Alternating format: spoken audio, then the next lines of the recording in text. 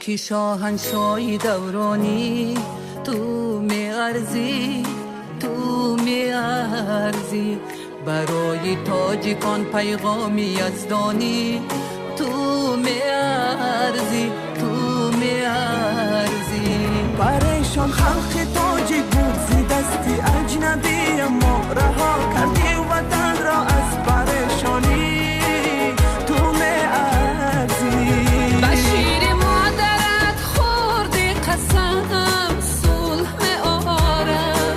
خرید جان هر یک تاجیکستانی تو میارزی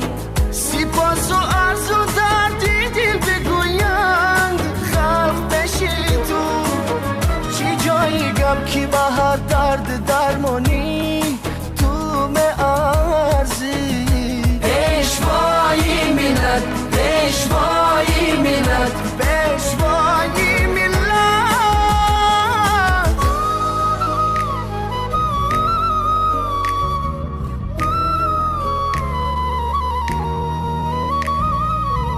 با هر جای سفر کردی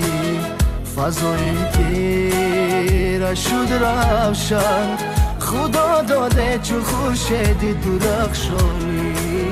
تو میارزی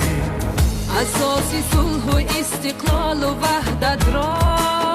تو بنهادی زیهی پیشوا بر جان ما جانی تو میارزی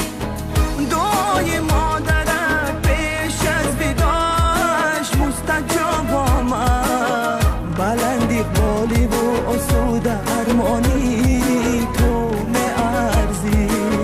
بلند اقبالی و اسود ارمانی تو میارزی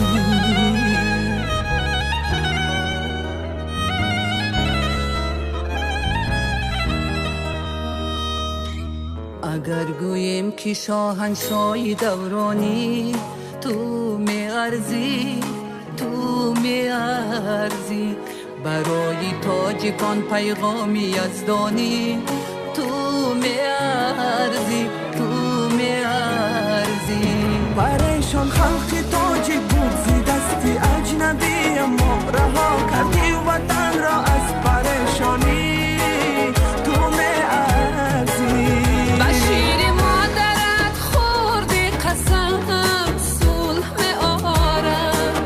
خرید جان هر یک تاجیکستانی تو میارزی سپاس و عرض و دردی دل بگویند خلق بشی تو چی جایی گم کی به هر درد درمانی تو میارزی پیشوای ملت پیشوای ملت پیشوای ملت. تشکر زیاد. سلامت باشه.